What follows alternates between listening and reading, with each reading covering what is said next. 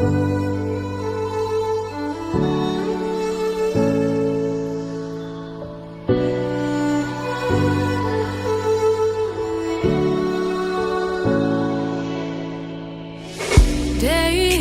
in, day out. Welcome back to this channel, and today we shall check about conflicts. Conflicts, basically, that is violence.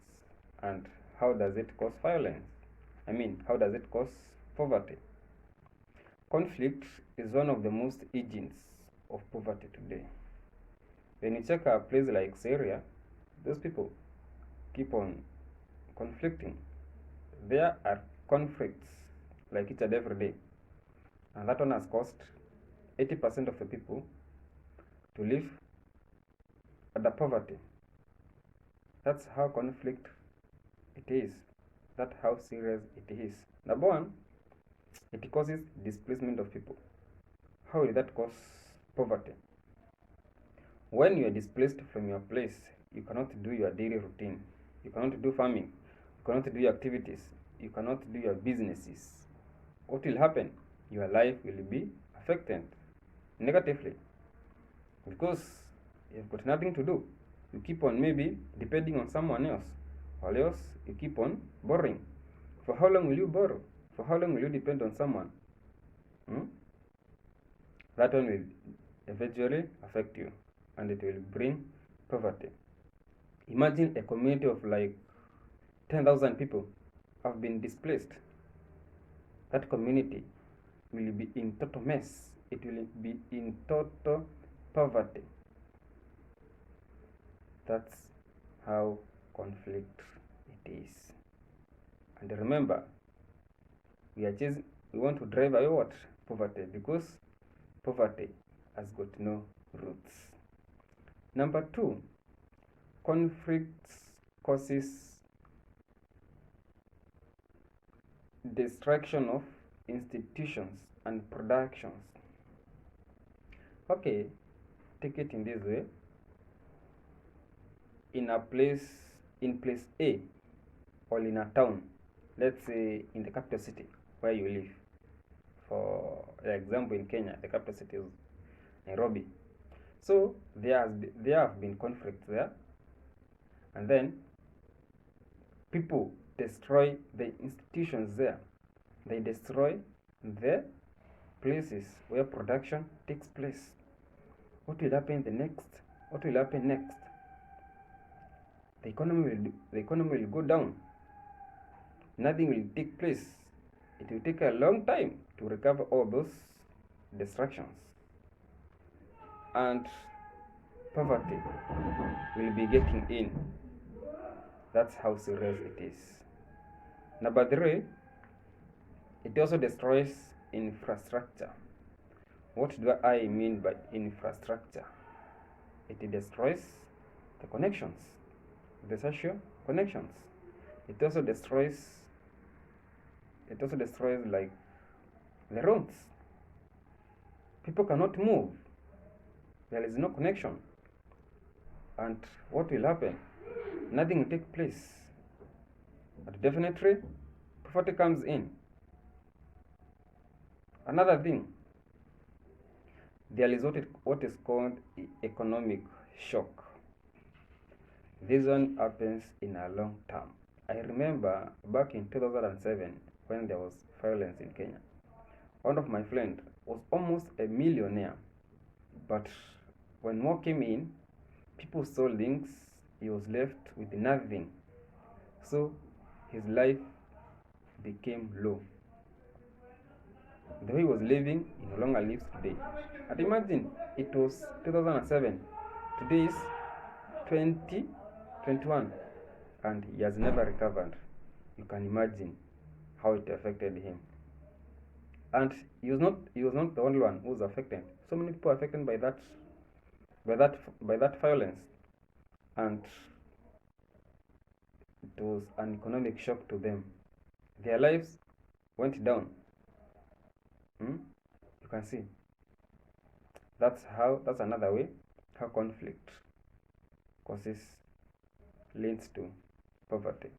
Because like that, those people, they no longer live their lives. The life that they live, it's not theirs. They live struggling just because of conflicts. Another thing, conflicts causes death. For example, when you kill a hen, what will happen to the chick? What will happen to the chicks? Those chicks, they depended on that hen. By the hen I mean the mother. And now you have killed the mother. What will happen? They no longer feed. They will do nothing. So they will be affected. What do I mean by that, or what do I say by that example? When there is conflicts, or when there are conflicts, people die. And the people that dies, they are the ones that have been producing, have been leading to, or they have been sustaining life to other people. For example, again, maybe take it in this way. You depend on your parents, and then that parent, it's your mom or dad or guardian, he or she has been providing for you, and then he happens to die because of the conflicts. What will you do? You'll be affected, and your living standards will go down, and next will be poverty.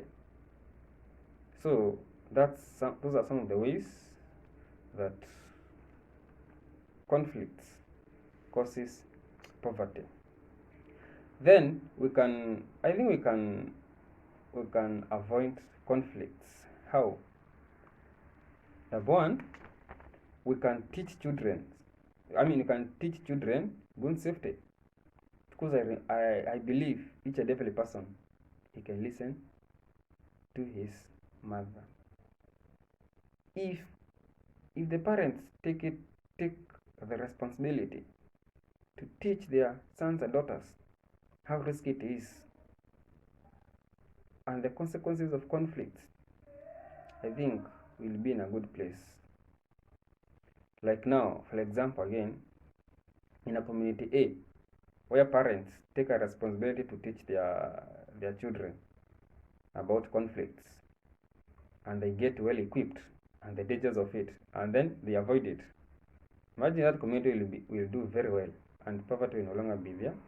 And conflict will no longer be there, and they will live very well, doing their businesses, and their lives will be good, and poverty will not come there.